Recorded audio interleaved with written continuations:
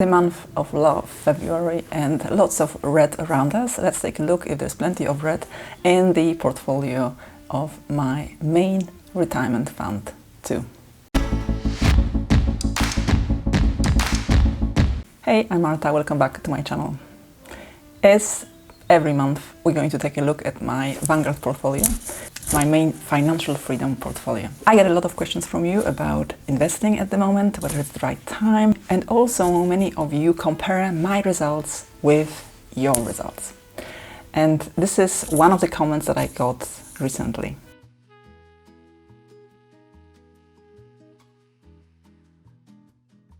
In a nutshell, how come my portfolio is not doing as well as yours?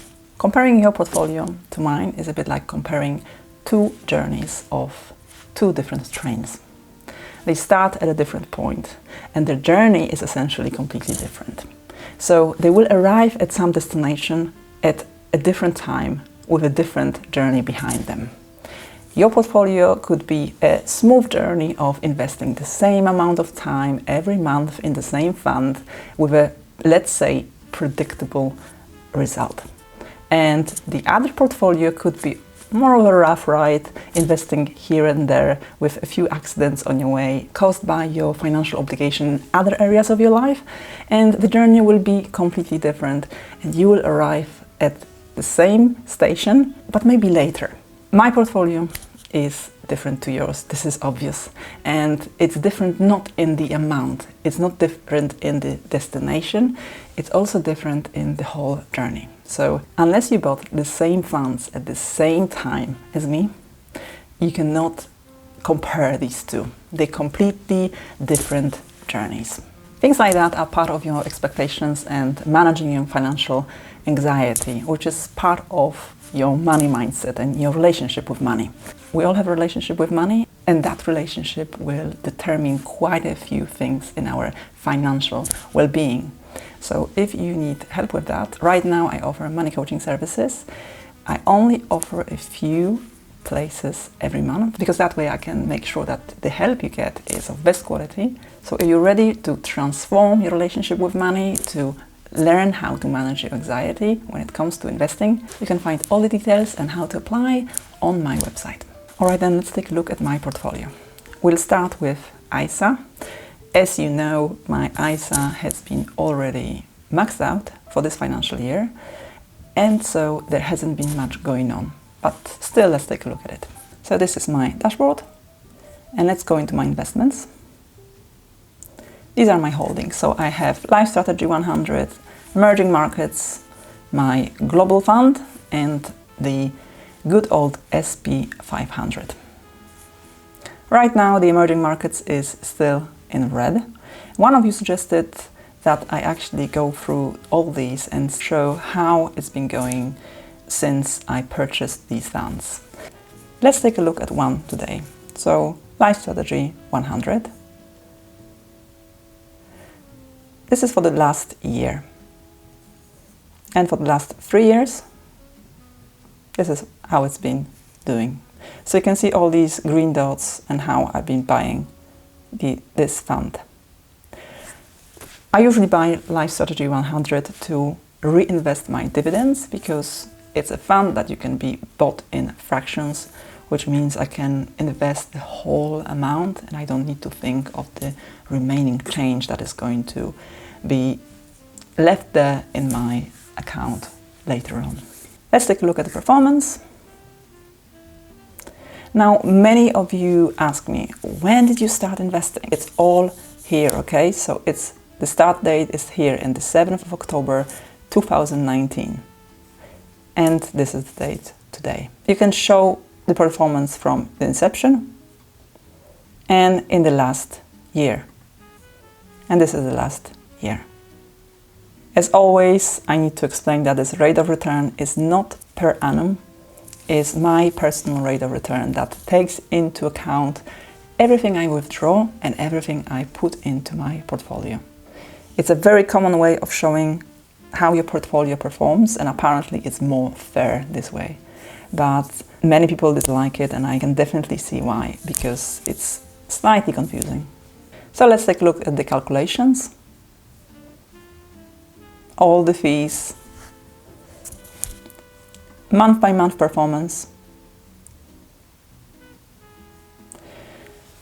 As you can tell, last 2 months have not been great for this portfolio. So let's just say that this is expected, but no guarantees. It could be another 3, another 4 months, or another month of that red.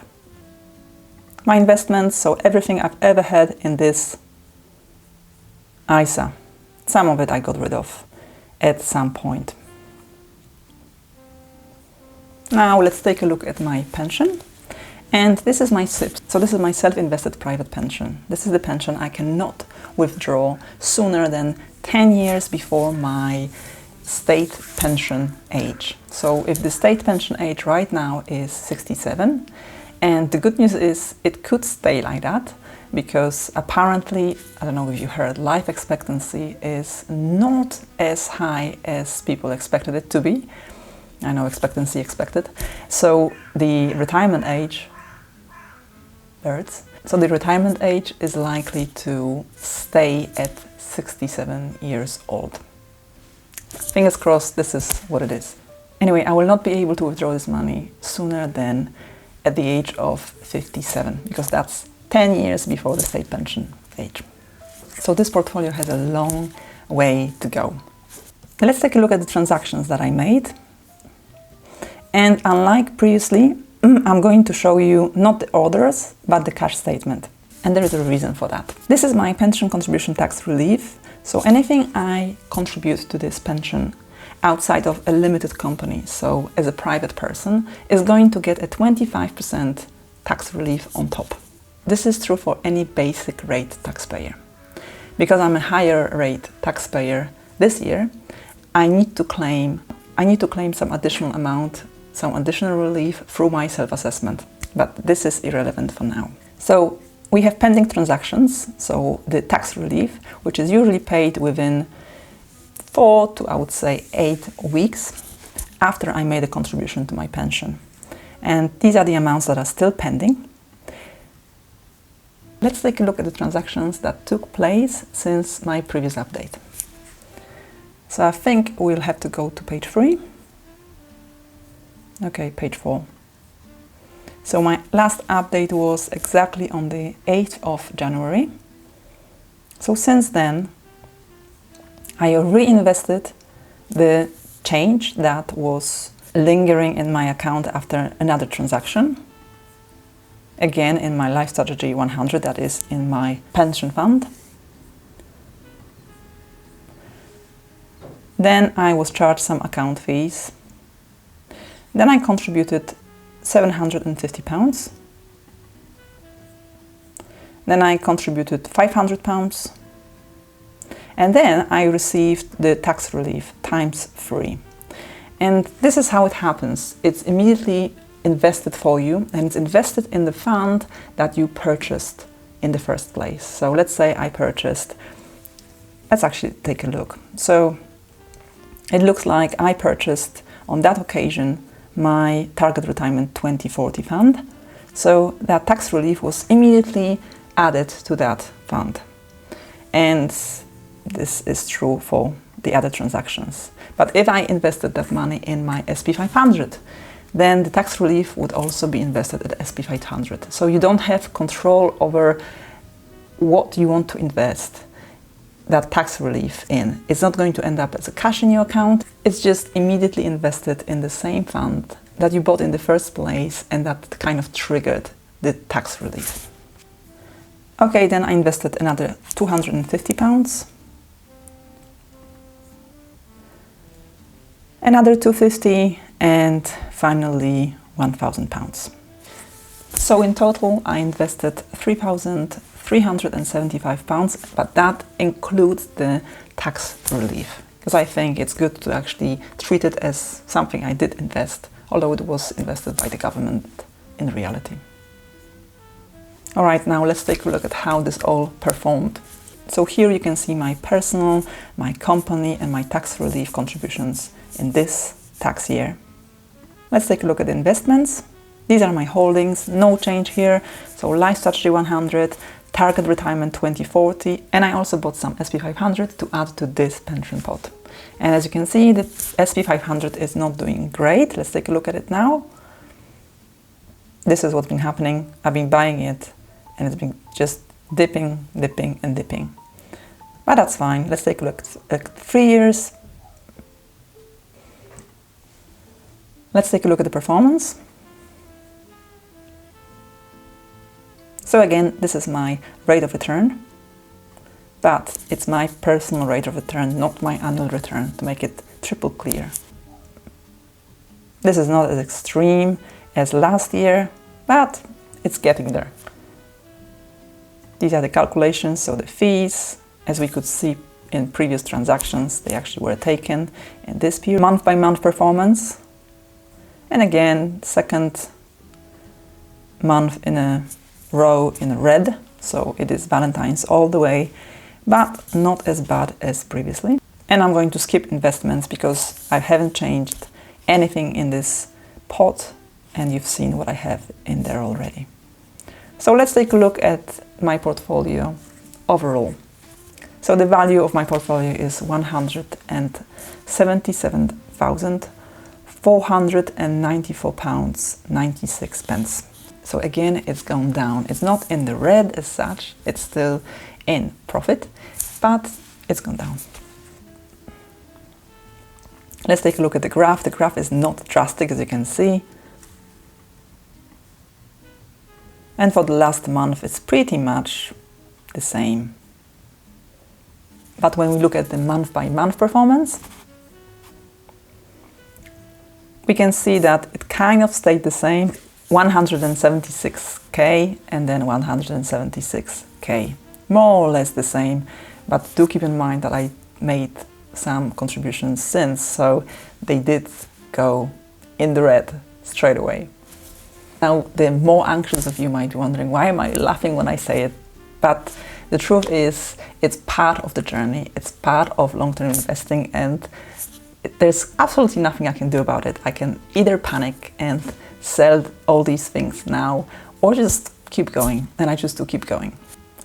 And let's take a look at my favorite tab, the Insight tab. And one of you in North America said that you don't have the Insight tab. I hope you will have it pretty soon, because it's the best tab in this whole portfolio.